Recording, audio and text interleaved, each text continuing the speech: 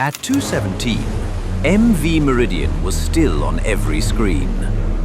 15 seconds later, the signal died in a clean cut.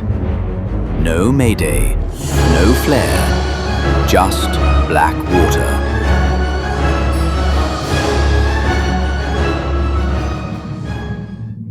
In global shipping, visibility is the law.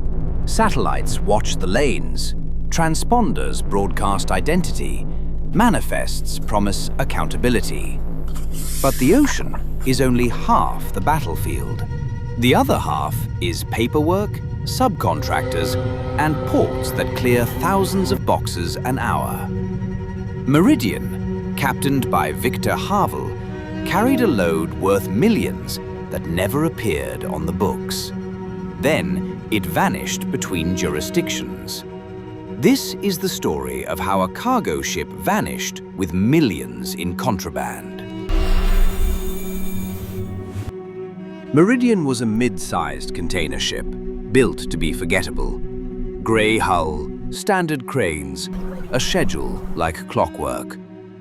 It ran feeder routes out of Southeast Asia, handing containers to bigger ships for the trip to Europe. On the morning of departure, nothing looked strange. Weather was calm, engines steady, crew routine. The last radio check was ordinary. The last port photo showed smiling deckhands and fresh paint. But investigators would later notice the quiet changes: a last-minute slot purchase, a contractor hired to seal a specific bay, and a set of containers loaded after the final inspection, late enough to miss the normal chain of checks, before anyone asked why. The first crack appeared in the paperwork. In Rotterdam, a customs analyst compared Meridian's digital manifest with a duplicate from a freight forwarder. Several container IDs repeated, as if the same box existed twice. Other numbers were missing entirely. Clerical errors happen, but patterns are clues. Duplicates can mask a container that shouldn't exist, or hide one that does. Every inconsistency clustered in one section of the stow plan, stacked together, sealed together, and signed off by a third-party agent who wasn't on the ship's usual rotation. That agent's company had just been created, and its phone number routed to a prepaid SIM.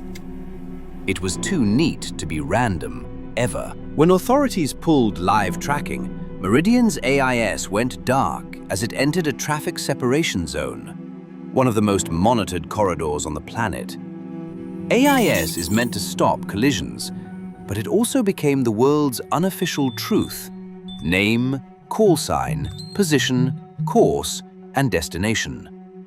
So the silence triggered alarms.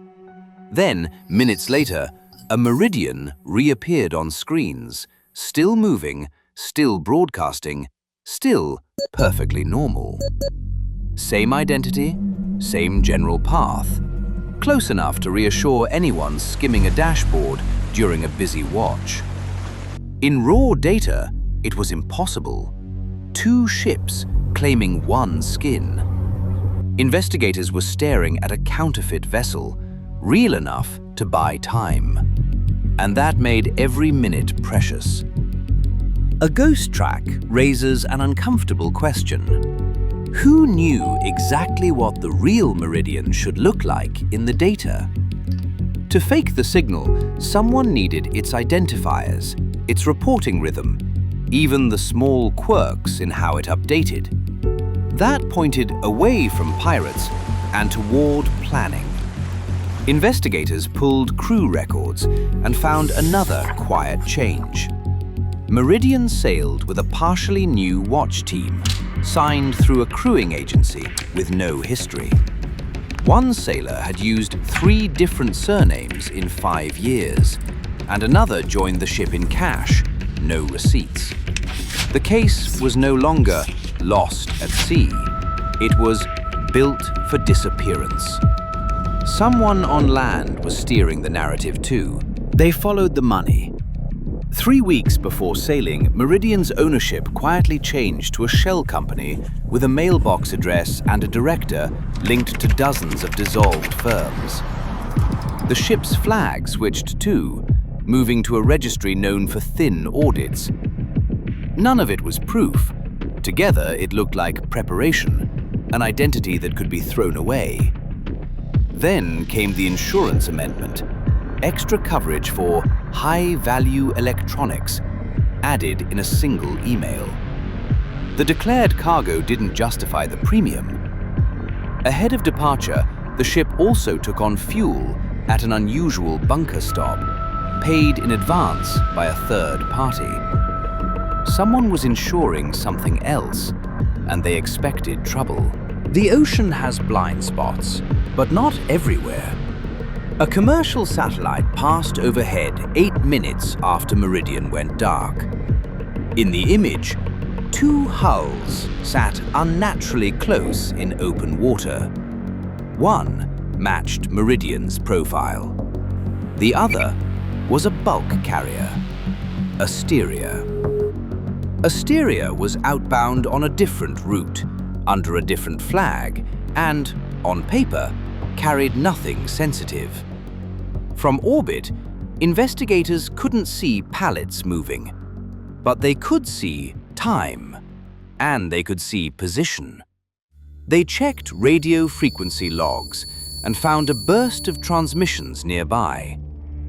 Right after the rendezvous, the ghost Meridian sailed on, and Asteria's draft deepened, subtle but measurable, as if it had taken weight, then hurried away.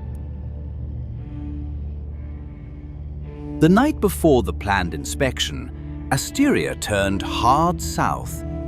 Someone had warned them. When officers finally boarded, they found consumer electronics with false cavities. Inside were restricted weapons components and counterfeit pharmaceuticals worth tens of millions. But whole rows of containers were already gone, offloaded earlier and remanifested elsewhere. The ghost Meridian track ended neatly at a distant waypoint. The vessel's job was finished. Investigators cared more about the ship that never returned. Meridian hadn't sunk. The trail led into the grey economy of maritime services, brokers, surveyors, and agents who rewrite reality with the right stamps. Phone records showed calls to a port fixer in North Africa. Then a dock worker posted a photo online.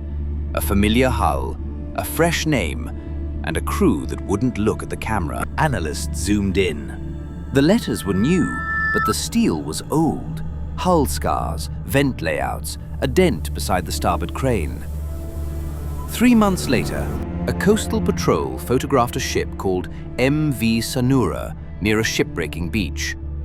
Investigators compared what can't be faked: frame spacing, deck hardware, the geometry of corrosion. The match was strong enough. Meridian had been re-identified. In that world, identity is a commodity. Rename the hull, refile the papers, and you don't just lose a ship, you lose the trail. Captain Havel was never located.